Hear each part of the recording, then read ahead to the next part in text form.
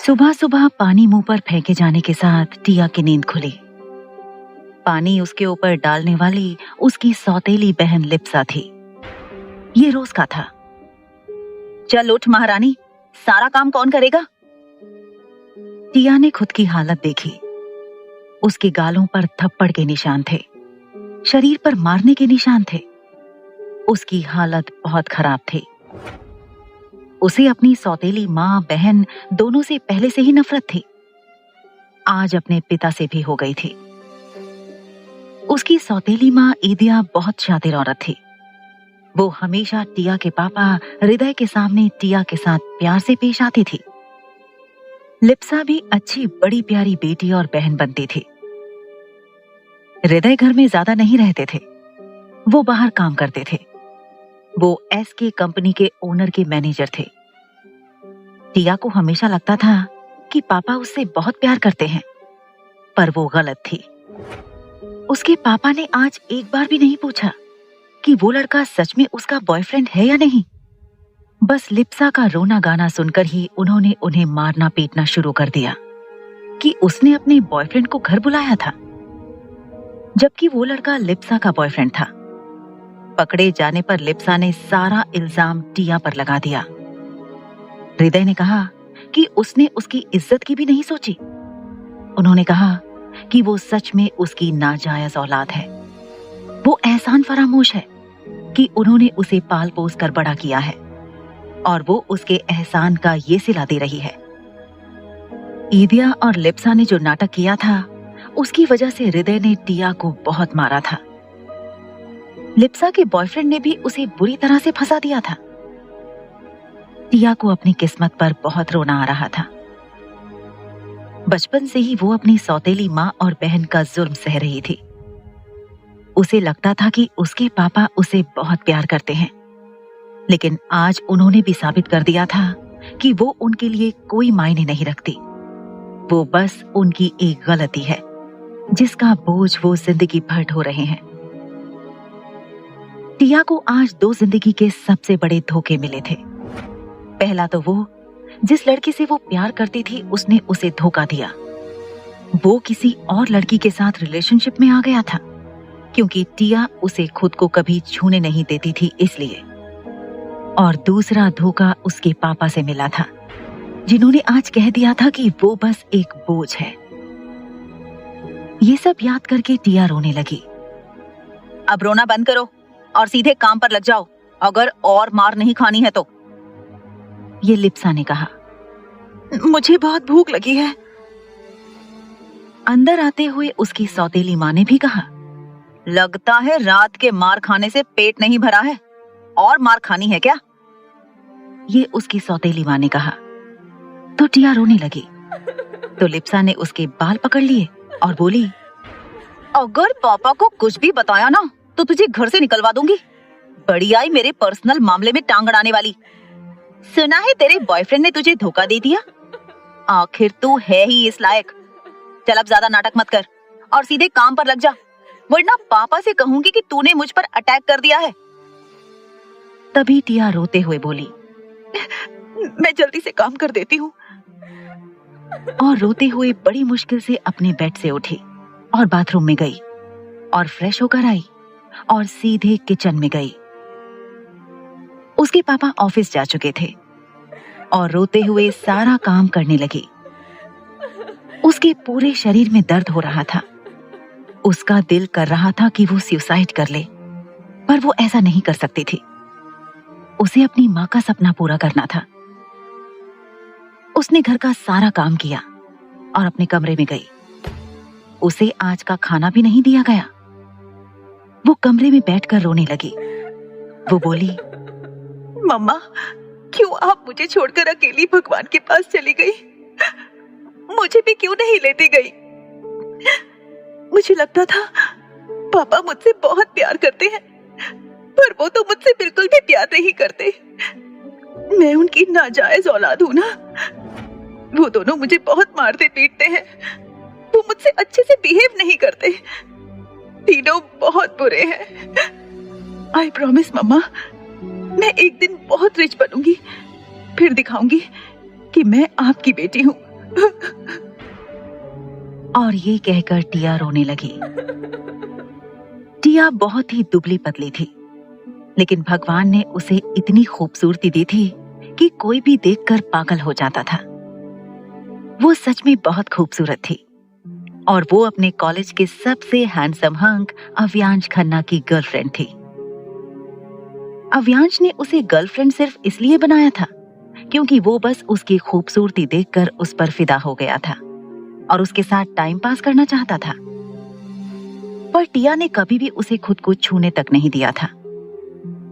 College में एक और खूबसूरत लड़की थी जो बहुत ही घमंडी थी और वो अव्यांश को पसंद करती थी। उस लड़की का नाम साहना राय था। वो बहुत अमीर थी। उसे अपनी खूबसूरती पर बहुत घमंड था। अव्यांश टिया के साथ बोर हो गया था, इसलिए उसने सहाना का प्रपोजल एक्सेप्ट कर लिया और उसके साथ रिलेशनशिप में आ गया। सहाना ने टिया को बहुत बेइज्जत किया था पूरे कॉलेज के सामने। उसका मजाक बनाकर रख दिया था दोनों ने। सब लोग टिया पर हंसने लगे थे। टिया को अपने लिए आवाज उठानी नहीं आती थी। वो चुपचाप सहने वाली लड़की थी। उसके भोलेपन का कोई भी फायदा उठा सकता था। वो इतनी भोली थी कि वो कॉलेज के ही कैंटीन में पार्ट टाइम जॉब करती थी और अपना खर्चा चलाती थी, क्योंकि उसकी सौतेली माँ और बहन उसे कोई पैसा नहीं देते थे। टिया जैसे तैसे करके अपने कॉलेज की फीस भरकर पढ़ाई कर रही थी। वो आर्ट्स की स्टूडेंट थी। उसने 1 साल गैप भी किया था। पैसों की कमी की वजह से वो इस साल सेकेंड ईयर में थी। वो टॉपर थी, इसलिए उसे स्कॉलरशिप मिलती थी। रात को एक नाइट क्लब बार में लिप्सा अपने दोस्तों के साथ पार्टी कर रही थी। उस नाइट क्लब में बिगड़े हुए अमीरजादे लड़के भी थे जो नशे में धुत थे। उनकी नजर लिप्सा पर पड़ी जो नशे में थी। उसने छोटे कपड़े पहन रखे थे और लड़के उसे बुरी नजर से देखने लगे। जब लिप्सा बाथरूम की तरफ जाने लगी तो वो लड़के भी उसके पीछे पीछे गए और लिप्सा को पकड़ लिया। लिप्सा का तो सारा नशा ही उतर गया। एक लड़का बोला, "hey baby, come on, let's enjoy." तो दूसरा लड़का बोला, "आज की रात को हसीन बनाते हैं बेबी, हमारे साथ चलो।" वो सभी नशे में धुत थे। लिप्सा गिड़गिड़ाते हुए बोली, "प्लीज लेट मी गो, मुझे जाने दो।" तीसरा लड़का बोला, "ऐसे कैसे जाने दें बेबी, कम ऑन यार, you are so beautiful, enjoy." तो लिप्सा खुद को बचाने के लिए बोली, "मेरी छोटी बहन है जो बहुत खूबसूरत है, वो मुझसे भी ज्यादा खूबसूरत है, उसके साथ एंजॉय कर सकते हो, प्लीज मुझे छोड़ दो।" तो एक लड़का सोचते हुए बोला, "ऐसा क्या है, जरा देखें तो सही।" तो लिप्सा ने जल्दी से अपने फोन में टिया की फोटो दिखाकर कहा, "ये मेरी बहन है, बहुत खूबसूरत है ना?" तो सभी लड़के देखने लगे। एक लड़का बोला, "ठीक है, तुम्हारी बहन कहाँ है?" तो लिप्सा बोली, "वो तो घर में है, उसे बुलाना पड़ेगा।" तो दूसरा लड़का बोला, "किसने मना कर रखा है?" लिप्सा के दिमाग में एक आइडिया आया। वो बोली, "उसके लिए कुछ रिश्वत देनी पड़ेगी।" तभी एक लड़का बोला, "तुम अपनी बहन को बेचना चाहती हो?" तो लिप्सा बोली, "ऐसे ही कुछ समझ लो।" तभी दूसरा लड़का बोला, "कितना चाहिए?" लिप्सा बोली, 50 लाख। एक लड़का जो दिखने में बहुत अमीर था वो बोला, "डन।" और जल्दी से चेकबुक निकाली और उसमें 50 लाख अमाउंट भरकर साइन करके लिप्सा को दे दिया। लिप्सा ने अपना फोन देखा, फिर टिया को कॉल किया। टिया ने कॉल उठाया तो लिप्सा रोने का नाटक करते हुए बोली, "टिया, प्लीज मुझे बचा लो, प्लीज प्लीज मुझे बचा लो।" तो टिया बोली, "क्या हुआ दी, आप ऐसे क्यों रो रही हैं?" तो लिप्सा बोली, "टिया, प्लीज जल्दी से नाइट क्लब बाहर आ जाओ, मुझे बचा लो।" टिया हड़बड़ा गई और बोली, "मैं आ रही हूँ," और फोन रखा। वो इसलिए उसे बचाना नहीं चाहती थी कि वो उसकी बहन थी। बल्कि इसलिए बचाना चाहती थी क्योंकि वो उसके पापा की बेटी थी। भले ही उसने उसे कितना ही मारा पीटा था, उसने उसे कितना ही परेशान क्यों ना किया हो, पर उसे बहन मानती थी और नाइट क्लब बार रिक्शा लेकर पहुंची। वो अंदर गई। टिया कई बार वहां आ चुकी थी क्योंकि अक्सर लिप्सा नशे में धुत रहती थी, तो उसे लाने के लिए टिया ही आती थी। वो अंदर गई, उसे लिप्सा दिखी और लिप्सा के पास गई और बोली, दी, आप तो बिल्कुल ठीक हो, फिर आप रो क्यों रही थी? तो लिप्सा बोली, चलो बताती हूँ क्या हुआ है, और उसे एक रूम में लेकर गई। वो प्राइवेट रूम था और उसे अंदर ले जाकर उसने टिया को धक्का दे दिया और बाहर से रूम बंद कर दिया। टिया अंदर फर्श पर गिर गई। उसने अपने सामने 4 लड़कों को देखा जो नशे में धुत थे। एक लड़का बोला, यार ये लड़की तो सच में बहुत खूबसूरत है, आज तो अपनी रात सच में हसीन होने वाली है। और वो चारों हंसने लगे। टिया डर गई। वो दरवाजे की तरफ गई। वो चिल्लाते हुए बोली, दी, दी, प्लीज हेल्प मी, आप मेरे साथ ऐसा नहीं कर सकती। तभी एक लड़का उसके पास आया और उसका हाथ पकड़कर उसे खींचते हुए लाया। टिया उसे छोड़ने के लिए लाख मिन्नतें कर रही थी, पर उस लड़के ने उसकी एक भी नहीं सुनी। वो लड़के उसके साथ बदतमीजी करने लगे थे। टिया जोर जोर से चिल्लाने लगी, पर बाहर के शोर शराबे में उसकी आवाज सुनने वाला कोई नहीं था। एक लड़के ने उसे जोर का थप्पड़ मारा और बोला, ज्यादा चिल्ला मत, तुझे क्या अपनी खूबसूरती पर बड़ा घमंड है? बस तेरे साथ मजे ही तो करना चाहते हैं, तू है कि हाथ पर मारे जा रही है? एक लड़के ने टिया के कपड़े के बाजू फाड़ दिए। टिया रोने लगी। उन लड़कों ने उसके हाथ पकड़ रखे थे। तभी दरवाजा खुला। चारों लड़के दरवाजे की तरफ देखने लगे। टिया ने भी देखा। उन्हें एक फर्श पर परछाई दिखी। फिर उन्होंने सर उठाकर देखा, एक आदमी अंदर आ गया था। टिया को एक उम्मीद जगी। वो चिल्लाते हुए बोली, प्लीज मुझे बचा लो, प्लीज, मैं तुम्हारा एहसान जिंदगी भर नहीं भूलूंगी, मुझे इन लोगों से बचा लो। उस कमरे की डिम लाइट में उस आदमी का चेहरा नहीं दिखाई दे रहा था। उस आदमी ने टिया को देखा। टिया की हालत बहुत खराब थी। एक लड़का बोला, तुम जो भी हो, यहां से चले जाओ। इस लड़की को हम लोगों ने 50 लाख में खरीदा है। तुम्हारे लिए यही अच्छा होगा कि तुम हमारे मामले में टांग ना अड़ाओ। तुम जानते नहीं हो, मैं इस शहर के मेयर का बेटा हूं। मेरे पापा तुम्हें छोड़ेंगे नहीं। टिया रोते हुए बोली, प्लीज मुझे बचा लीजिए। तुम्हें बचाने का मुझे क्या मिलेगा? उस कमरे में उस आदमी की आवाज गूंजी। ये सुनकर टिया हैरान रह गई। उसकी आखिरी उम्मीद भी टूट गई। वो लड़का बोला, तुम इस लड़की को बचाना नहीं चाहते तो यहां से निकल जाओ। वो आदमी जाने लगा। टिया रोने लगी और अपनी फूटी किस्मत कोसने लगी। वो सोचने लगी कि वो मर क्यों नहीं गई थी। एक लड़का जिसने टिया के पैर पकड़ रखे थे, वो बोला, अब तुम्हें कौन बचाएगा बेबी, लेट्स एंजॉय। तभी मेयर के बेटे को एक जबरदस्त किक पड़ी और वो 2 कदम दूर जा गिरा। तो उसके तीनों दोस्त उसे देखने लगे। वो हैरान रह गए। उस आदमी ने उन तीनों को संभलने का मौका नहीं दिया और चारों की ताबड़तोड़ पिटाई कर दी। टिया तो डर के मारे बेहोश हो गई थी। वो चारों अधमरे पड़े हुए थे।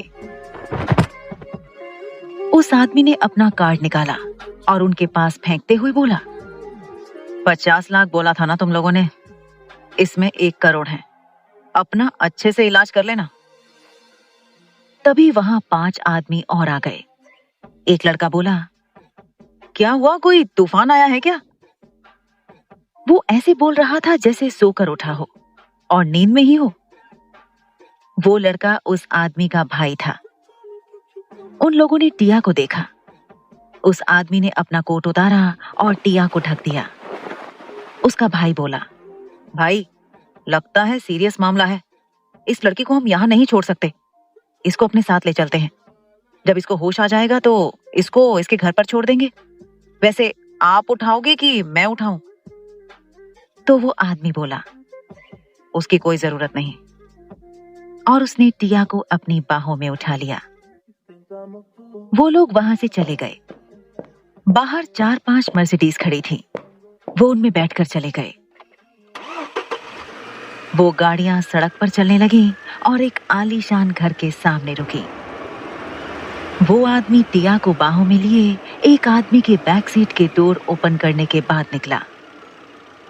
वो आदमी बहुत अमीर इंसान था। वो जितना अमीर था उतना ही खतरनाक था। उसके बारे में ऐसी अफवाह थी कि उसके पलकें झपकाने से ही रातों रात लोग गायब कर दिए जाते थे। वो आदमी बहुत हैंडसम था और उसका भाई भी। उसके साथ जो 4 आदमी और थे वो भी बहुत हैंडसम थे। उनकी गाड़ियां उस आलीशान घर के पार्किंग लॉट में रुकी थी। उस आदमी का एक अलग ही रुतबा था। वो शहर का सबसे अमीर इंसान था। उसका मेन बिजनेस वेपन्स बनाने और उन्हें बेचने का था। वो इंडियन गवर्नमेंट को भी अपने वेपन्स देता था, लेकिन विदेशों में भारी कीमत में बेचता था। उसकी कंपनी के बनाए हुए वेपन्स की पूरी दुनिया में मांग थी। वो कंस्ट्रक्शन का बिजनेस भी करता था। उसके साथ साथ कई और अलग अलग बिजनेस भी करता था। उसे राजा कहना गलत नहीं होगा। वो सच में ही वेपन्स किंग था।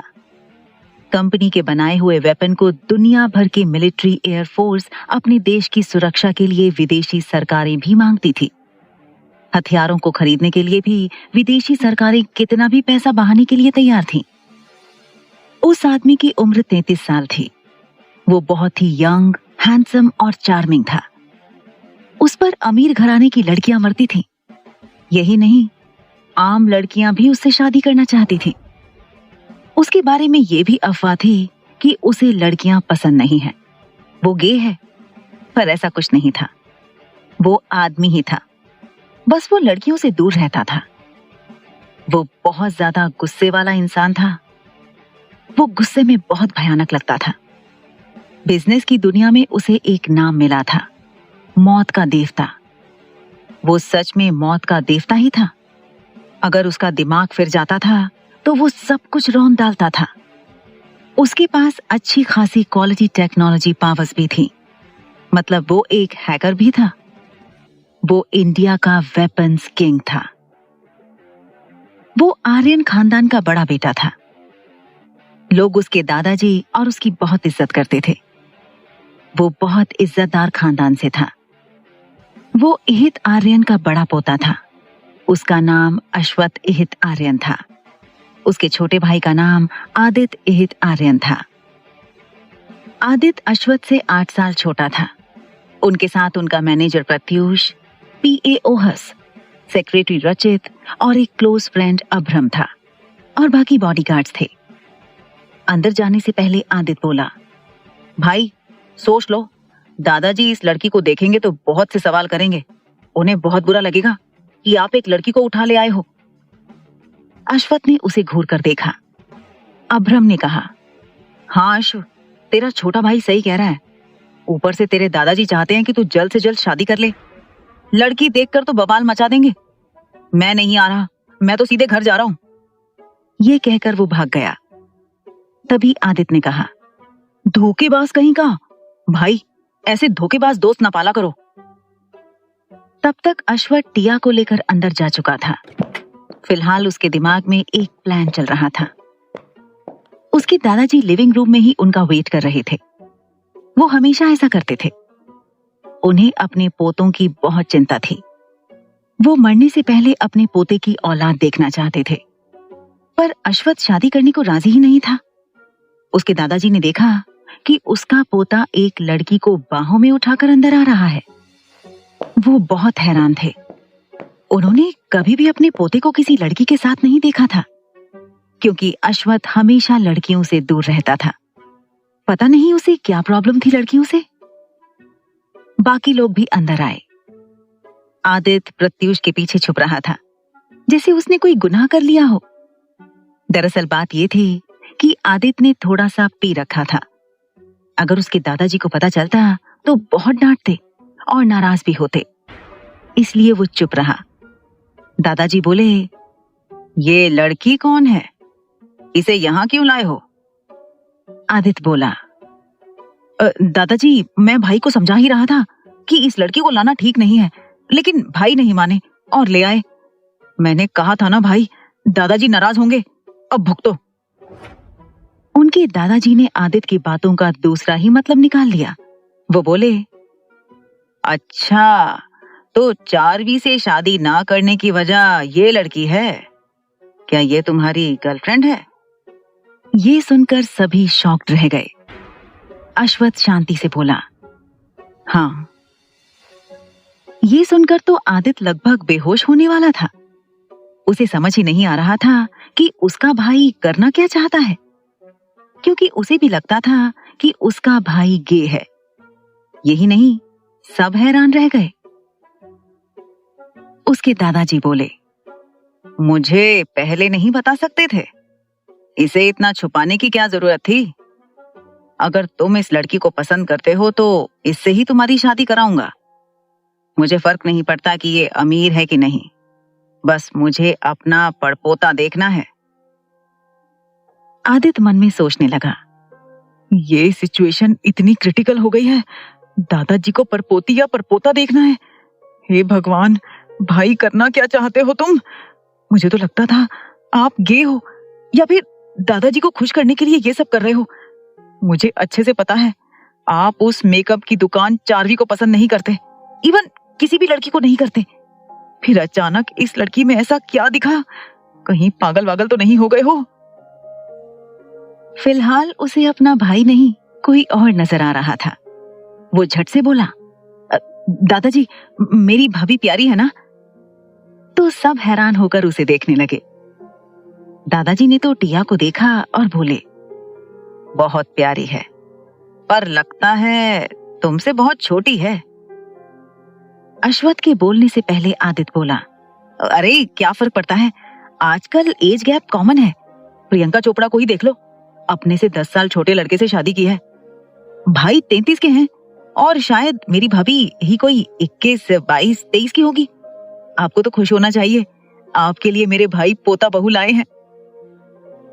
ये सुनकर दादाजी बोले, बात तो सही है, पर 21, 22, 23 का क्या मतलब है? क्या तुम्हें भी सही उम्र नहीं पता? आदित्य बोला, उम्र जानकर मैं क्या करूंगा? दादाजी, कौन सा मुझे आर्मी में सिलेक्शन लेना है? भाई से पूछ लो ना, मुझे भी आज ही पता चला है, उनको एग्जैक्ट एज पता होगी। ये सुनकर सब अश्वथ को देखने लगे। अश्वथ बोला, हम बाद में बात करेंगे, ये बेहोश हो गई है। तभी दादाजी बोले, ठीक है, मैं बहुत खुश हूं, हम कल तुम्हारी शादी की बात करेंगे। ये सुनकर आदित्य चक्कर खाकर गिरते गिरते बचा। अश्वथ टिया को लेकर चला गया। आदित्य ऐसे खड़ा था जैसे कोई बहुत ही गंभीर विचार विमर्श कर रहा हो। सब चले गए, वही अकेला लिविंग रूम में था। अश्वथ ने एक सर्वेंट ईशना को इंटरकॉम से बुलाया और बोला कि इस लड़की के कपड़े चेंज कर दो। तो ईशना ने हाँ में सिर हिलाया। अश्वथ अपने रूम में ही अटैच स्टडी रूम में चला गया। कुछ देर बाद ईशना आई और वो थोड़ी परेशान थी। अश्वथ बोला, क्या हुआ, कोई परेशानी? तो ईशना बोली, बिग बॉस, बात यह है कि, और वो चुप हो गई। अश्वथ बोला, क्या हुआ? ईशना बोली, बिग बॉस, लगता है उस लड़की पर बहुत जुल्म बरसाया गया है। उसके शरीर पर मारपीट के जख्मों के निशान हैं। वो अभी भी ताजे हैं। शायद एक दिन पहले उसे बुरी तरह से मारा गया है। अश्वथ सीधे बेडरूम में आया और देखा ईशना ने टिया को पीठ के बल लेटा दिया था और उसके शरीर को ब्लैंकेट से ढक रखा था।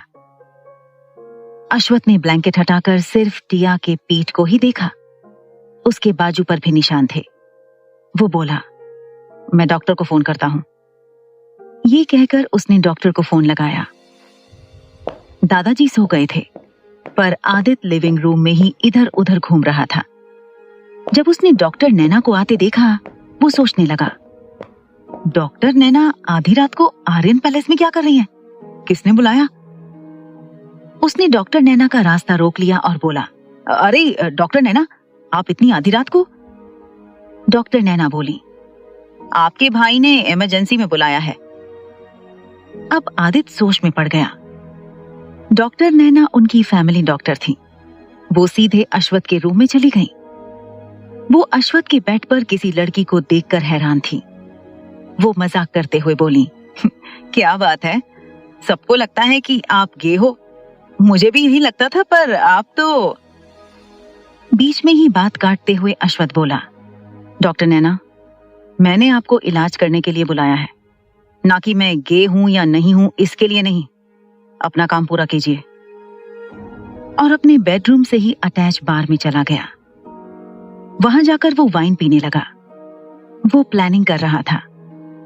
उसे एक अच्छा आइडिया मिल गया था। वो चारवी सहाय से शादी नहीं करना चाहता था, उसकी बहुत बड़ी वजह थी। चारवी जितनी अच्छी दिखती थी, वो उतनी अच्छी नहीं थी। अश्वथ लोगों की नीयत पहचान लेता था। उसकी अपनी नजरों से चारवी भी नहीं बच पाई थी, पर चारवी ने उसके दादाजी का दिल जीत लिया था। उसने टिया की फोटो क्लिक कर रखी थी और कुछ देर पहले ही अपने डिटेक्टिव विक्टर को उसके बारे में इंफॉर्मेशन निकालने के लिए कह दिया था। टिया फिलहाल उसके लिए चारवी से बचाने वाली एक तलवार थी। उसके दिमाग में बहुत ही खतरनाक प्लान चल रहा था। ये प्लान टिया को कोई नुकसान नहीं पहुंचाने वाला था। फिलहाल टिया की जिंदगी बदलने के लिए काफी था। एक झटके में उसकी जिंदगी बदलने वाली थी। उसके लिए तो अश्वथ एहित आर्यन एक मसीहा था, जिसने उसकी इज्जत बचा ली थी। पर अश्वथ राक्षस से कम नहीं था। वो बहुत खतरनाक था। अश्वथ के दिमाग में क्या चल रहा था, ये तो वही जानता था। सुबह बेडरूम की खिड़की से लगे पर्दों से चलते हुए सूरज की किरणें टिया के चेहरे पर पड़ने लगी। टिया की आंखें खुलने लगी। उसने चारों तरफ देखा। खुद को कहीं और देखकर वो घबरा गई और तुरंत उठ गई। अश्वथ बेडरूम के सोफे पर बैठकर अपनी गोद में लैपटॉप लेकर काम कर रहा था। टिया ने खुद को देखा और जल्दी से ब्लैंकेट से खुद को ढक लिया। दरअसल उसके घाव पर दवाई लगाने के बाद उसे कपड़े नहीं पहनाए गए थे। टिया उल्टा पुल्टा सोचने लगी। उसकी नजर काम कर रहे अश्वथ पर पड़ी। वो आंखें फाड़ फाड़ कर देखे जा रही थी। उसने अपनी जिंदगी में इतना हैंडसम इंसान नहीं देखा था। अश्वथ के चेहरे पर अलग ही नूर था, जो उसे सबसे अलग बनाता था। टिया को रात की याद आई। वो सोचने लगी कि जिसने उसे बचाया, शायद उसी ने उसका फायदा भी उठाया। वो अपनी किस्मत को कोसने लगी। अश्वथ ने नजरें उठाकर उसे देखा और कहा, तो तुम उठ गई। उसने टिया का फेस देखकर ही पता लगा लिया था कि टिया क्या सोच रही है। उसने लैपटॉप कॉफी टेबल पर रखा और उठकर उसकी तरफ आने लगा। टिया घबरा गई और ब्लैंकेट कसकर पकड़कर पीछे सरकने लगी। अश्वथ बेड के पास आया और बोला, कुछ भी उल्टा पुल्टा सोचने की जरूरत नहीं है। मैंने तुम्हारे साथ कुछ भी नहीं किया है। जहां तक कपड़ों की बात है, तो मेरी मेड ईशना ने चेंज कर दिए थे। तुम्हारे घाव पर दवाई लगाने के बाद तुम्हें कपड़े नहीं पहनाए गए थे। टिया डरते हुए बोली, क्या आपने मेरी जान बचाई थी? तुम्हें क्या लगता है किसने बचाई होगी? Thank you so much sir. अगर आप नहीं होते तो। मैंने उन लड़कों को 1 करोड़ देकर तुम्हें बचाया है। 1 करोड़ जानती हो इसमें कितने जीरो होते हैं? टिया हैरान होकर उसे देखने लगी। अश्वथ ने अपना जाल फेंका और बोला, तुम अगर जिंदगी भर भी कमाओगी तो इतना पैसा नहीं कमा सकती। मैंने तुम्हें 1 करोड़ देकर बचाया है, तो जाहिर सी बात है अब तुम मेरी चीज हो। अगर तुम इस कर्ज से छुटकारा पाना चाहती हो तो मैं जैसा कहता हूं वैसा करती जाओ। इसी में तुम्हारी भलाई है।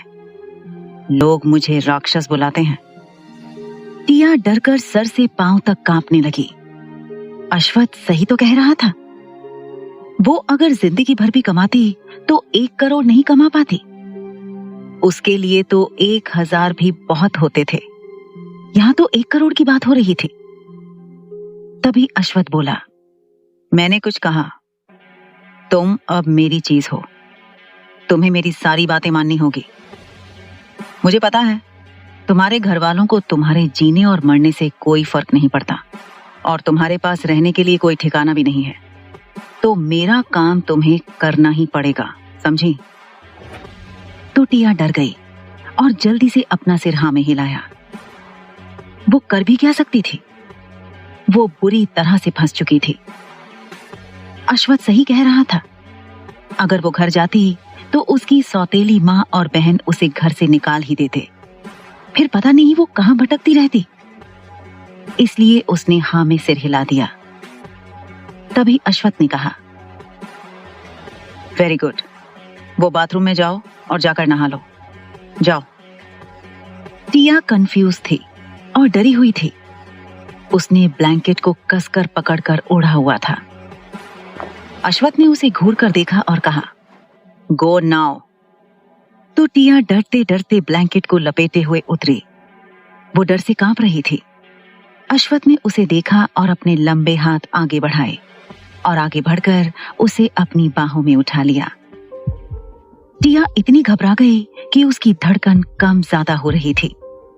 अश्वथ सीधे उसे बाथरूम में ले गया और बड़े से चौड़े और लंबे बाथटब में टिया को लेटा दिया और अजीब नजर से देखते हुए कहा, खुद नहा लोगी या मैं हेल्प करूं? और ब्लैंकेट का एक छोर पकड़ा। टिया ये देखकर बहुत ज्यादा डर गई और कसकर ब्लैंकेट को पकड़ लिया। वो लगभग रोने ही वाली थी। अश्वथ ने उसे छोड़ दिया और कहा, कपड़े वहां रखे हैं, सारा सामान है, तुम्हारी जरूरत के हिसाब से हीटर में पानी गर्म है। टिया शांत हुई और चारों तरफ देखा। वो हैरान थी।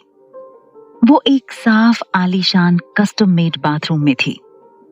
उसने नल चालू किया। आधे घंटे बाद बाथरूम का दरवाजा ओपन हुआ। अश्वथ ने नजरें उठाकर देखा, टिया बाथरूम के दरवाजे पर खड़ी थी। अश्वथ ने टिया के लिए आरामदायक कपड़े रखवा दिए थे, जिससे उसके घाव को प्रॉब्लम ना हो। अश्वथ इस वक्त विक्टर के भेजे हुए टिया के बारे में इंफॉर्मेशन को पढ़ रहा था। तभी अश्वथ ने कहा, वहां क्यों खड़ी हो? टिया चुप रही। अश्वथ ने कहा, मुझे पता है तुम गूंगी नहीं हो। ऐसा नाटक करना बंद करो। मुझे वो लोग बिल्कुल पसंद नहीं है जो गूंगे बहरे की तरह बिहेव करते हैं। टिया डरते हुए आगे बढ़ने लगी। अश्वथ उसकी कछुए की चाल देखकर बोला, अगर ऐसे ही चलोगी तो मेरे सामने पहुंचने के लिए तुम्हें 4 साल लगेंगे। टिया जल्दी से आई और उसके सामने एक आज्ञाकारी स्टूडेंट की तरह खड़ी हो गई, जैसे अश्वथ उसका कोई टीचर है जो उसे इंस्ट्रक्शन दे रहा हो। अश्वथ ने उसे सर से पांव तक देखा और बोला, भूख लगी है? टिया चुप रही। अश्वथ उसे देखते ही समझ गया था कि वो बहुत ही संकोची लड़की है और बहुत ज्यादा सेंसिटिव भी। उसने लैपटॉप नीचे रखा और खड़ा हो गया। टिया ने उसे देखा कि अश्वथ उसकी हाइट से बहुत ज्यादा लंबा था। उसे तो ऐसा लग रहा था जैसे पहाड़ के सामने वो एक छोटी सी चूहिया हो। टिया की हाइट भी अच्छी थी, पर वो सिर्फ उसके सीने तक ही पहुंच सकती थी। तभी अश्वथ ने कहा, अब अच्छी सी लड़की की तरह मुझे फॉलो करो। और वो आगे चलने लगा। टिया उसके पीछे पीछे चलने लगी। वो दोनों डाइनिंग हॉल में आए, जहां पर उसके दादाजी, उसका भाई, उसका मैनेजर, सेक्रेटरी और चीफ गार्ड ब्रेकफास्ट के लिए वेट कर रहे थे। आदित्य बोला, दादाजी, लो मेरे भाई और भाभी आ गए। दादाजी ने उन्हें देखा। वो दोनों आए। अश्वथ अपनी चेयर पर बैठ गया, पर टिया खड़ी रही। तभी दादाजी बोले, अरे बेटा, डरो मत, बैठो। टिया को कुछ समझ नहीं आ रहा था कि उसके साथ हो क्या रहा है। वो सोचने लगी कि कहीं वो किसी तरह की पैरानॉर्मल वार्ड में तो नहीं पहुंच गई है। वो हक्की बक्की डरी सहमी सबको देख रही थी। अश्वथ बिना एक्सप्रेशन के बैठा हुआ था। वो बोला, बैठ जाओ। तब भी टिया वैसे ही खड़ी रही। अपने सामने इतने हैंडसम आदमियों की फौज देखकर वो तो हैरान थी। तभी आदित्य ने कहा, भाई आप शायद भूल रहे हैं, आप ऐसा नहीं कर सकते। ऐसे कौन करता है? दादाजी बोले, अश्वथ, अपनी होने वाली बीवी के साथ ऐसे कौन करता है? तुम तो आकर बैठ गए हो, उसे बिठाओ। अश्वथ ने अजीब नजरों से टिया को देखा और उसका हाथ पकड़ा और चेयर पर अपने पास बिठाया। सर्वेंट ने सबको हेल्दी ब्रेकफास्ट सर्व किया। टिया सच में बहुत भूखी थी, पर वो खाने में संकोच कर रही थी। दादाजी बोले, बेटा शर्माओ मत, तुम्हारा ही घर है। क्या तुम ठीक से खाती पीती नहीं हो? इतनी दुबली पतली हो कि एक ही फूंक में उड़ जाओगी। तो आदित्य ने टिया को देखा और खाना छोड़कर टिया को फूंक मारी। उसकी इस हरकत से सब हैरान थे। टिया को तो वो बड़ा अजीब लगा। आदित्य बोला, दादाजी आप तो कह रहे थे कि उड़ जाएगी, पर ये तो यहीं पर है। आपका लॉजिक गलत निकला। भले ही मेरी भाभी दुबली पतली हैं, इसका मतलब ये नहीं है कि उन्हें कोई भी एक ही फूंक से उड़ा देगा। टिया को कुछ समझ नहीं आ रहा था। उसका तो मन कर रहा था कि वो वहां से भाग जाए। तभी अश्वथ बोला, खाना खाओ और ठीक से खाओ। उसने जानबूझकर सर्वेंट से टिया को बहुत ज्यादा ब्रेकफास्ट सर्व करवाया था, ताकि टिया पेट भरकर खा सके। टिया धीरे धीरे खाने लगी। ब्रेकफास्ट सच में हेल्दी और टेस्टी था। उसकी नजर आदित्य पर पड़ी, जो बड़े अजीब तरीके से खाना खा रहा था। उसकी हंसी छूट गई। सब उसे ही देखने लगे। जब वो हंस रही थी, वो बहुत प्यारी लग रही थी। सब उसे ही देखने लगे। फिर सबने आदित्य को देखा, जो खाए जा रहा था। उसे होश ही नहीं था। दादाजी और अश्वथ को छोड़कर सब हंसने लगे। आदित्य सबको हंसता देखकर बोला, ऐसे क्या हंस रहे हो? कोई जोकर देख लिया क्या? तो प्रत्यूष अपना पेट पकड़कर बड़ी मुश्किल से बोला, ओह माय गॉड, आदि तुम ऐसे खाना खाते हो? So funny. आदित्य बोला, इसमें फनी क्या है? ये तो मेरा स्टाइल है। फिलहाल वो अपनी बेइज्जती नहीं करवाना चाहता था। अश्वथ ने टिया को देखा। टिया ने जब उसे देखा तो चुप हो गई। वो डर गई और सिर नीचे कर लिया। आदित्य ने टिया को देखा और बोला, अरे क्या हुआ भाभी? अभी तो हंस रही थी, अचानक चुप कैसे हो गई? भाई ने आपको इशारों इशारों में डांट तो नहीं दिया? टिया उसे शॉक्ड होकर देखने लगी और अचानक ही उसके मुंह से निकला, भाभी। तो सब उसे देखने लगे। दादाजी बोले, बेटा तुम मेरे पोते की गर्लफ्रेंड हो ना? ये सुनकर टिया लगभग बेहोश होने वाली थी। वो चौंक कर बोली, गर्लफ्रेंड किसकी? तो दादाजी अश्वथ को अजीब नजरों से देखने लगे। आदित्य अपने भाई के बचाव में बोला, अरे मेरी प्यारी भाभी, क्या आप भी? अच्छा मैं तो भूल गया, आप इसलिए ऐसा बोल रही हैं ना क्योंकि भाई के साथ आपका झगड़ा हो गया है। डोंट वरी भाभी, भाई आपसे शादी करने वाले हैं, इसलिए तो यहाँ पर आपको लाए हैं। डोंट वरी, मैं हमेशा आपकी साइड में रहूंगा। हम दोनों मिलकर भाई की क्लास लेंगे। और उसने अश्वथ को देखा और अपने दादाजी की नजरों से बचते हुए एक आंख मारी। टिया शॉक्ड रह गई। अश्वथ ने उसे घूर कर देखा और आंखों में इशारा किया, जैसे वो बोल रहा हो, शायद तुम भूल रही हो कि तुम्हारे ऊपर 1 करोड़ का कर्जा है जो तुम चुका नहीं सकते, तो इसलिए अच्छा होगा कि मैं जैसा कहूं वैसा करो। मेरे हाँ में हाँ मिलाओ। तुम जानती नहीं हो मैं क्या कर सकता हूं। टिया को समझ आ गया। वो धीरे से बोली, आई एम सॉरी। तभी अश्वथ ने कहा, दादाजी आपको मेरी पसंद से कोई ऐतराज तो नहीं है ना? दादाजी हंसते हुए बोले, मुझे ऐतराज होगा? तुम्हें ऐसा लगता है? मेरे प्यारे पोते, अगर ऐतराज होता तो रात को ही तुम्हें घुसने नहीं देता। मुझे खुशी है कि तुम खुद मेरे लिए पोता बहू लेकर आए हो। अब बस जल्दी से शादी कर लो। पता नहीं मैं भी कितने दिन तक जिंदा रहूंगा। बस मुझे जल्दी से परपोता या परपोती दे दो। ये सुनकर आदित्य बोला, दादाजी, बच्चे कोई मार्केट में मिलने वाले प्रोडक्ट थोड़े ना है कि मार्केट गए, वहां से खरीदे और घर ले आए। बच्चे हैं, बहुत टाइम लगेगा। और आपको किसने कहा? आप इतनी जल्दी नहीं मर सकते। आपको तो मेरे भी बच्चे देखने हैं। इनफैक्ट हम सबके बच्चे देखने हैं। तभी प्रत्युष बोला, हाँ दादाजी, आप हमेशा सेंटिमेंटल हो जाते हैं। आपको तो अभी 200 साल तक जीना है। इस बात पर दादाजी बोले, अगर चाहते हो कि मैं 200 साल तक जीऊं, तो मेरे पोते से बोलो मेरी पोता बहू से जल्दी से शादी कर ले। मैंने पंडित जी से बात की है। वो बता रहे थे कि आज का दिन बहुत शुभ है, क्यों ना आज ही शादी कर लो। ये सुनकर सब हैरान रह गए, पर अश्वत्थ शांत था, जैसे उसे पता हो कि ऐसा होने वाला है। टिया मन में बोली, शादी? ये क्या हो रहा है मेरे साथ? भगवान, आप क्या चाहते हो? वो ऊपर से नीचे तक कांप रही थी। अश्वत्थ ने उसकी हालत भांप ली और टेबल के नीचे से उसका थर-थर कांपता हाथ टाइटली पकड़ लिया। टिया तो उसके पकड़ते ही और ज्यादा कांपने लगी। अश्वत्थ उससे धीरे से बोला, शांत हो जाओ, इतना क्यों कांप रही हो? मैं कौन सा तुम्हारी बलि चढ़ा रहा हूं? याद रखो, आई एम योर बॉस।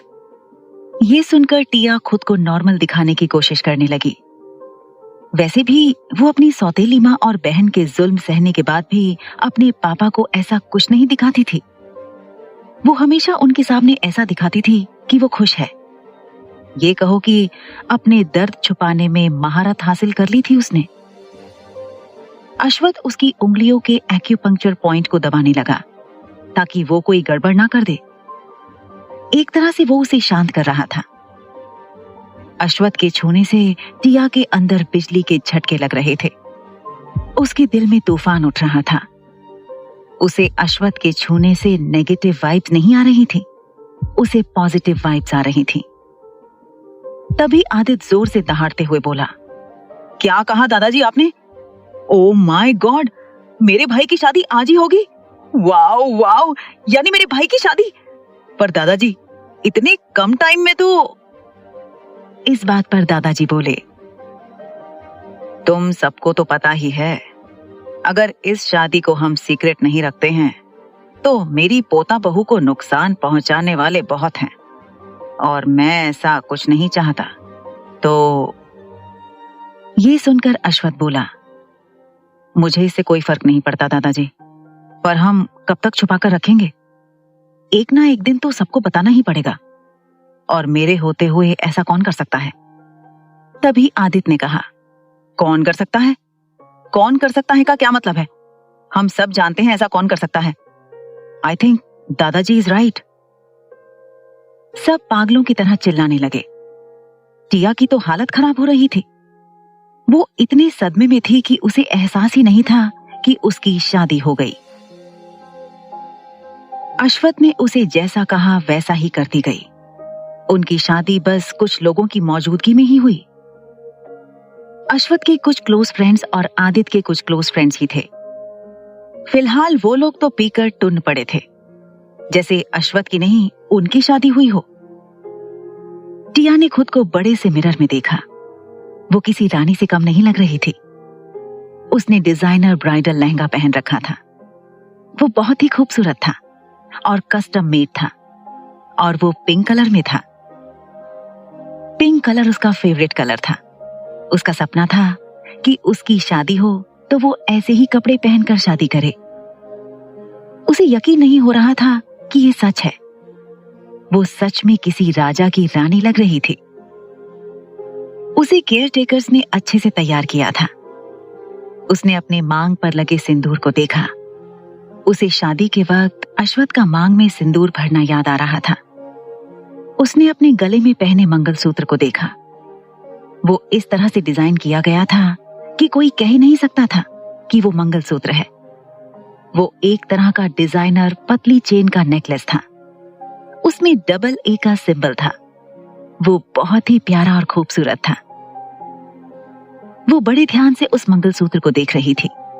वो मन में बोली, डबल ए मीन्स सर का नाम क्या है?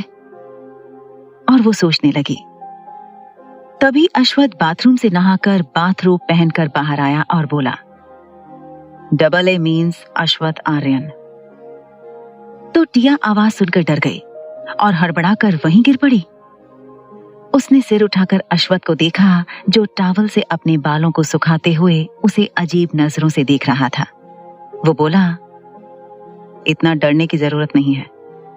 तुम्हारे साथ मैं कोई जबरदस्ती नहीं करने वाला। तुमसे शादी करने का मेरे पास एक सॉलिड रीजन है, और जैसा कि मेरा तुम पर 1 करोड़ का कर्ज है, तो तुम वही करोगी जो मैं कहूंगा, समझी? तो टिया ने जल्दी से हाँ में सिर हिलाया। तभी अश्वथ बोला, तुम कुछ बोलती क्यों नहीं? ऐसे गूंगी बहरी की तरह रिएक्ट करती रहती हो। तभी टिया डरते हुए बोली, जी मैं समझ गई। चलो, मैं तुम्हें क्या करना है वो समझाता हूं। ये कहकर उसने टिया की बाजू को पकड़कर उसे खड़ा किया। टिया तो डर के मारे कांप रही थी। अश्वथ ने उसे सोफे पर बैठाया और खुद भी बैठ गया और बोला, तुम्हें मेरी सारी बातें माननी पड़ेंगी, और जाहिर सी बात है कि अब तुम मेरी वाइफ हो तो तुम्हें पता होंगे ना वाइफ के काम। हाँ। गुड। मैंने तुम्हारे कॉलेज के डीन को तुम्हारे 2 हफ्ते की लीव एप्लीकेशन दे दी है, और एक बात अच्छे से अपने छोटे से दिमाग और दिल में उतार लो, तुम मेरी हो। अगर तुमने मुझे धोखा देने या मुझे छोड़कर जाने की सोची भी, तो मैं खुद भी नहीं जानता कि मैं तुम्हारे साथ क्या करूंगा। एंड डोंट वरी, तुम्हारी फैमिली की तरह यहां पर कोई तुम्हारे साथ मिसबिहेव नहीं करेगा। अश्वथ उसे सारे रूल्स रेगुलेशंस बताने लगा। टिया बस हाँ हाँ बोल रही थी, उसके अलावा बोल भी क्या सकती थी। सुबह टिया अच्छी और सुकून की नींद सोई। वो अभी भी नहीं उठी थी। अश्वथ सोफे पर बैठकर लैपटॉप पर काम कर रहा था। कॉफी टेबल पर कुछ फाइल्स रखी थी। एक हाथ में कॉफी का कप पकड़ा हुआ था और दूसरे हाथ की उंगलियां लैपटॉप के कीबोर्ड पर चल रही थी। टिया ने करवट बदली और उस रूम की सन्नाटे को चीरती हुई आवाज आई, धड़ाम। उसके बाद एक और आवाज आई। आवाज टिया के दर्द में चीखने की थी। उसकी चीख सुनकर सब भाग कर आए, पर डोर के पास रुक गए। अरे, अब तो अश्वथ की शादी हो गई है, अंदर नहीं जा सकते। ऐसे ही मुंह उठाए जाना उनकी प्राइवेसी को डिस्टर्ब करना होगा। इस बात पर ओहस बोला, आई थिंक ये चीख किसी और मामले की है। रचित ने कहा, तुम्हें बड़ा पता है, खुद तो सिंगल पड़े हो। हम सबको पता है वो अनरोमांटिक आदमी है। आज से पहले कभी उसकी लाइफ में कोई लड़की नहीं रही है, तो खाक कुछ करेगा, उसे तो ये भी सिखाना पड़ेगा। इस बात पर ओहस बोला, तुम भी तो सिंगल हो, और जोर से हंसने लगा। अश्वथ का चीफ बॉडीगार्ड ओरियन, जिसके सिल्वर कलर के बाल थे और उसने अपने कानों में छोटे छोटे ईयररिंग पहन रखे थे, जिससे वो और भी ज्यादा हैंडसम लगता था, वो चिढ़कर बोला, अरे अब बस भी करो, हम सिंगल हैं, पर अब हमारे बिग बॉस मैरिड हैं। टिया कराहने लगी। अश्वथ बिल्कुल शांत था। टिया को देखकर बोला, तुम क्या कोई सपना देख रही थी? टिया ने महसूस किया कि उसने शादी का जोड़ा नहीं पहन रखा था। उसने खुद को देखा, वो हैरान रह गई। उसके कपड़े चेंज थे। उसे अच्छे से याद था कि वो शादी के जोड़े में ही अश्वथ के रूल्स रेगुलेशन सुनते सुनते सोफे पर ही सो गई थी। फिर उसके कपड़े किसने? वो हकलाते हुए बोली, सर आपने मेरे कपड़े? अश्वथ बिना एक्सप्रेशन के बोला, हाँ मैंने कर दिया। ये सुनते ही वो जोर से चिल्लाई।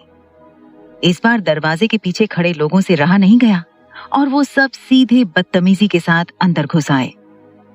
वो ऐसे घुस आए थे जैसे कोई आतंकवादी घुस आए हो।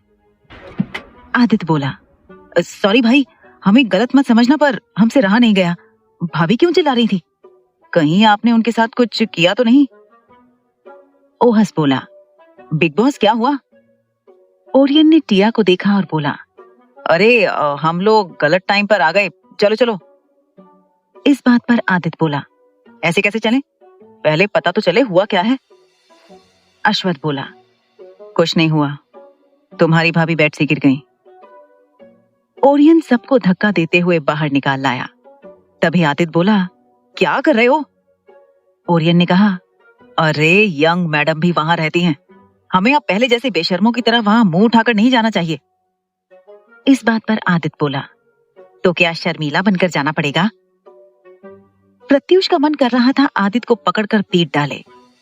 हमेशा से आदित्य के दिमाग की वायरिंग अलग ही थी, वो हमेशा से अलग ही सोचता था। तभी प्रत्युष बोला, अरे मेरे भाई, तेरा भाई अब शादीशुदा है, उसकी एक खूबसूरत बीवी है, उनके क्वालिटी टाइम को हम डिस्टर्ब नहीं कर सकते ना। इस बात पर आदित्य बोला, पर मेरा भाई तो अनरोमांटिक है। ओरियन ने कहा, चुप, अब चलो। फिर सभी आदित्य को उठाकर ले गए। टिया चीखते हुए बोली, आप ऐसा कैसे कर सकते हैं? आप मुझे उठा भी तो सकते थे, आपने क्यों मेरे कपड़े बदले? अश्वथ शांत रहा और बोला, क्यों, मैं तुम्हारे कपड़े चेंज क्यों नहीं कर सकता? शायद तुम भूल रही हो, तुम पर मेरा कर्ज है और ऊपर से तुम मेरी बीवी हो, तो इतना हक तो है ना मेरा। सॉरी, मैं तो कुछ भी कर सकता हूं, मेरा भी तो हक बनता है अपनी खरीदी हुई चीज को टेस्ट करने का। ये सुनकर टिया चुप हो गई। अश्वथ ने कहा, इतना शर्मिंदा होने की जरूरत नहीं है, मैंने ही देखा है, किसी और ने नहीं। ये सुनते ही टिया का मन कर रहा था कि वहीं पर गड्ढा खोदकर उसमें गड़ जाए या फिर धरती फट जाए और उसमें वो समा जाए। वो झेप गई। अश्वथ ने टिया को प्रिंसेस नाइट गाउन पहना दिया था। टिया के गाल शर्म से लाल हो गए थे। वो फर्श को देख रही थी, उसकी हिम्मत ही नहीं हो रही थी सिर उठाकर देखने की, और वहीं अश्वथ बेशर्मों की तरह कुछ भी बोले जा रहा था। उसकी बातें सुनकर टिया का मन कर रहा था कि वो गड्ढा खोदकर उसमें कूद जाए। अश्वथ ने उसके मन की बात जान ली थी। वो बोला, मेरे घर में गड्ढा खोदने की कोशिश मत करना, समझ गई? और मरने की तो बिल्कुल भी मत सोचना। ये सुनकर टिया शॉक्ड रह गई कि अश्वथ को कैसे पता चला कि वो वही सोच रही थी। पूरी दुनिया को लगता था कि अश्वथ अनरोमांटिक पर्सन है। इनफैक्ट उसके दोस्तों और भाई को भी यही लगता था। उन्हें क्या पता था कि उनका ये दोस्त इतना बेशरम भी हो सकता है। अश्वथ खुद भी हैरान था कि वो क्या बके जा रहा है और किस लिए। उसने टिया को देखा और बोला, तुम्हें पता है ना क्या करना है? आज पहली रसोई की रस्म करनी है। तुम्हें मेरे दादाजी को इम्प्रेस करने का एक भी मौका नहीं छोड़ना है। समझ में आई बात? तुम्हें खाना बनाना तो आता है ना? जी। तो अब जाओ, जाकर नहा लो। और हाँ, बाहर मेरे पागल दोस्तों की फौज है। अगर वो लोग कुछ भी उल्टा पुल्टा पूछते हैं तो जवाब मत देना। वो लोग बड़े हरामी लोग हैं। ये सुनकर टिया मन में बोली, आप कौन से अच्छे हो? अब जाओगी भी या नहीं, या फिर चाहती हो कि मैं तुम्हारी नहाने में? अश्वथ अपनी बात पूरी भी नहीं कर पाया था कि टिया उठ खड़ी हुई और भागते हुए बाथरूम में घुस गई और दरवाजा अंदर से बंद कर लिया और लंबी लंबी सांसें लेने लगी। अश्वथ ने मन में कहा, मैं कब से ऐसा हो गया हूं, कुछ भी बोले जा रहा हूं। लोग सही कहते हैं, औरत का चक्कर ही ऐसा होता है। क्या मेरा? नो नो नो, ऐसा नहीं हो सकता। और ये सोचकर वो अपने काम में लग गया। टिया मन में बोली, हे भगवान, किससे शादी कर ली मैंने? इतनी फूटी किस्मत, उससे अच्छा तो मैं। और फिर उसे याद आया कि उसे खाना बनाना है। वो जल्दी जल्दी काम निपटाने लगी। वो पहले फ्रेश हुई और फिर ब्रश किया, फिर नहाई। वहां पहले से ही उसके लिए सब रेडी था। बाथटब में पानी भरा हुआ था और सब कुछ था। कपड़े भी रख दिए गए थे। टिया ने कपड़े देखे। वो कपड़े बहुत महंगे और ब्रांडेड थे। उसने कपड़े पहने और फिर बाहर आई। अश्वथ ने नजर उठाकर उसे देखा और बिना एक्सप्रेशन के बोला, अच्छी लग रही हो। टिया जल्दी से ड्रेसिंग रूम में गई और बालों में कंघी की और फिर तैयार होकर बाहर आई। बाहर आते ही वो हैरान रह गई। उस घर के सारे हैंडसम हंक्स उनके कमरे के बाहर लाइन लगाकर खड़े थे, जैसे वो लोग अपने फेवरेट सुपरस्टार का वेट कर रही हो। टिया को देखकर वो लोग हैरान रह गए और उसे गुड मॉर्निंग विश किया। आदित्य ने कहा, वाह भाभी, आप क्या लग रही हो, एकदम कहर। टिया चौंक गई। ओरियन ने कहा, young madam, you are looking gorgeous. Tia कुछ नहीं बोली। वो सच में बहुत खूबसूरत लग रही थी उस ड्रेस में। आदित्य ने कहा, आखिर भाभी किसकी हैं? अब भाभी, आप जल्दी से अपनी रसोई का काम करेंगी। हम सभी प्राणी बहुत भूखे हैं, भूख से त्रस्त हैं। कृपया करके हम पर उपकार करेंगी। ये सुनकर टिया खिलखिलाकर हंस पड़ी। तभी जॉन्सी आई और टिया को अपने साथ ले गई। फिर सारे आदमी बिना रोक टोक के रूम में हड़बड़ाते हुए गिरते पड़ते घुस आए। अश्वथ को पता था ऐसा ही कुछ हो रहा होगा। वो बोला, तुम लोगों में सब्र नाम की चीज नहीं है, कोई ऐसे आता है? इस बात पर प्रत्युष बोला, ओ रियली बॉस? तभी आदित्य एक्साइटेड होकर बोला, एक बात बताओ, आपके और भाभी के बीच कुछ हुआ भी या नहीं? भाई जल्दी बताओ ना, मैं चाचा बनने के लिए और ज्यादा वेट नहीं कर सकता। ये सुनकर अश्वथ ने उन्हें घूर कर देखा और बोला, बैड मैनर्स। अभ्रम ने कहा, बैड मैनर्स गया भाड़ में, अब जल्दी से बता। एक तो किसी को बिना बताए उस लड़की को अपनी गर्लफ्रेंड अनाउंस कर दिया, फिर लगे हाथ दूसरे दिन शादी भी कर ली, तो जाहिर सी बात है कि उसे तुम पसंद करते होगे पहले से ही। इस बात पर अश्वथ ने कहा, मैं उसे नहीं जानता। फिलहाल मेरे पास उसके साथ रहने का एक सॉलिड रीजन है। तभी रचित ने कहा, आई नो, वो मेकअप की दुकान 4वीं सहाय, एम आई राइट? इस बात पर प्रत्युष ने कहा, क्या सुबह सुबह किसका नाम ले लिया? अब मेरा पूरा दिन खराब जाएगा। वैसे ही उसकी शक्ल देखकर मुझे बहुत बुरा फील होता है। उस चालबाज औरत का जिक्र मत किया करो यार, आज मेरा पूरा दिन खराब जाएगा। तभी आदित्य बोला, तो क्या आप मेरी इतनी प्यारी और छोटी सी भाभी को छोड़ देंगे? इस बात पर अश्वथ ने कहा, ऐसा किसने कहा कि मैं उसे छोड़ने वाला हूं? मैं किसी का हाथ पकड़ने के बाद कभी नहीं छोड़ता, ये सबको पता है। तभी ओरियन ने कहा, वैसे आपको नहीं लगता यंग मैडम बच्ची जैसी दिखती हैं? ओजस बोला, हाँ, उसकी एज पता कर लेना यार, क्या पता 18-19 की निकली तो। इस बात पर अश्वथ ने कहा, वो 23 साल की है। ओरियन ने कहा, वो 23, तुम 33, वाह क्या बात है, इतनी छोटी लड़की। क्यों, खुश नहीं हो? अब तुम लोगों को सिंगल नहीं रहना पड़ेगा। तभी प्रत्युष ने कहा, तुम्हारे बच्चे देखने के बाद ही शादी करेंगे। अश्वथ सोचने लगा कि उसने ऐसे कौन से अच्छे काम किए हैं जो ऐसे दबंग बागड़ बिल्ले मिले हैं। वो कुछ नहीं बोला। तभी रचित ने कहा, बताइए ना बॉस, और दांत दिखाते हुए हंसने लगा। अश्वथ ने कहा, बत्ती सी दिखाना बंद करो, वो अभी बहुत छोटी है और उसका ग्रेजुएशन कंप्लीट नहीं हुआ है, ये अच्छी बात नहीं होगी। बात तो सही है, पर यंग मैडम का नाम क्या है?